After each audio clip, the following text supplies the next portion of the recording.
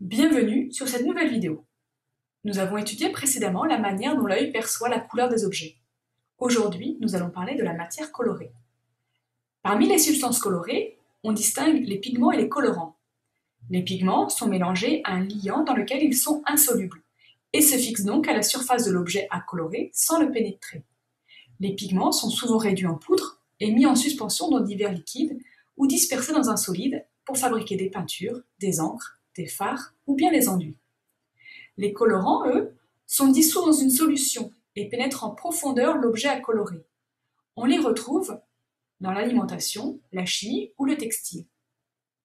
Dans de nombreuses grottes préhistoriques, on peut observer des peintures rupestres datant de plusieurs milliers d'années. Comment fabriquer ces peintures en n'utilisant que des substances naturelles?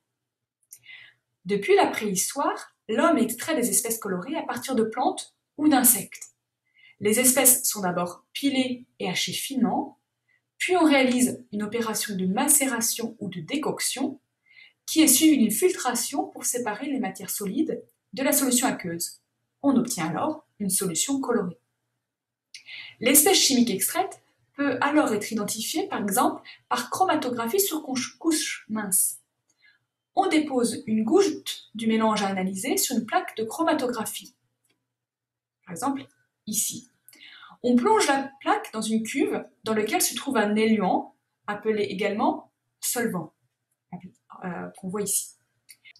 Lorsque l'éluant arrive au niveau de la goutte de mélange, il dissout le mélange et l'entraîne ensuite avec lui. Plus une espèce chimique est soluble dans l'éluant, plus elle est entraînée et donc elle migre vite et haut. Les différents constituants du mélange sont donc entraînés à des vitesses différentes. Les espèces chimiques sont ainsi séparées. Le résultat obtenu est un chromatogramme. Ici, nous en avons deux exemples. On y observe des taches à des hauteurs différentes, qui correspondent aux différentes espèces chimiques du mélange.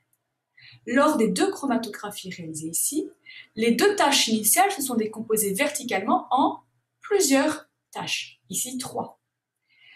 Les deux dépôts sont donc des mélanges constitués de plusieurs espèces chimiques. On remarque également que les deux chromatogrammes présentent des taches à des hauteurs identiques. Par exemple ici, le carotène présent sur les deux chromatogrammes ou le chlorophylle A présent sur les deux chromatogrammes. Donc ces taches sont à des hauteurs identiques, donc les mélanges contiennent les mêmes espèces chimiques. On appelait les matières colorées organiques les substances extraites des organismes vivants, au contrario des molécules dites minérales. Leur extraction était souvent longue et laborieuse, leur fixation sur support parfois imparfaite et leur coût de revient élevé. Dès le milieu du XIXe siècle, les chimistes parviennent à synthétiser des espèces jusqu'alors extraites de la nature. Les matières colorées naturelles sont alors progressivement remplacées par des produits de synthèse. Le terme organique change alors de définition. Une espèce organique, qu'elle soit naturelle ou de synthèse, contient essentiellement les éléments carbone et hydrogène. Ici, vous avez différents exemples qui vous sont représentés. Je rappelle que les sphères noires représentent des atomes de carbone, les sphères blanches des atomes d'hydrogène, les sphères rouges des atomes d'oxygène et les sphères bleues des atomes d'azote. Une molécule organique ne peut être représentée de manière précise par une formule brute, qui ne permet pas d'identifier les différents groupements chimiques qu'elle comporte et qui la caractérisent, comme c'est le cas ici pour la molécule d'alanine de formule brute C3H7NO2. La formule développée remédie à cette insuffisance et permet de visualiser l'enchaînement des atomes d'une molécule. Mais elle peut être très longue à écrire si la chaîne carbonée comporte de nombreux atomes. On utilise alors la représentation topologique qui permet quant à elle de pousser encore plus loin la simplification de l'écriture sans perdre les informations qui permettent de décrire la structure de la molécule. Dans une écriture d'une formule topologique, on représente le squelette qui constitue la chaîne carbonée.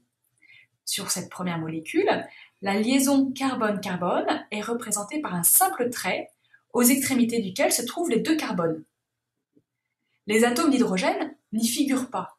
On peut cependant facilement déduire leur présence puisqu'un atome de carbone forme toujours 4 liaisons. Donc, un atome qui est à l'extrémité de cette chaîne forme une liaison avec un carbone. Il lui manque donc 3 atomes d'hydrogène pour former 4 liaisons.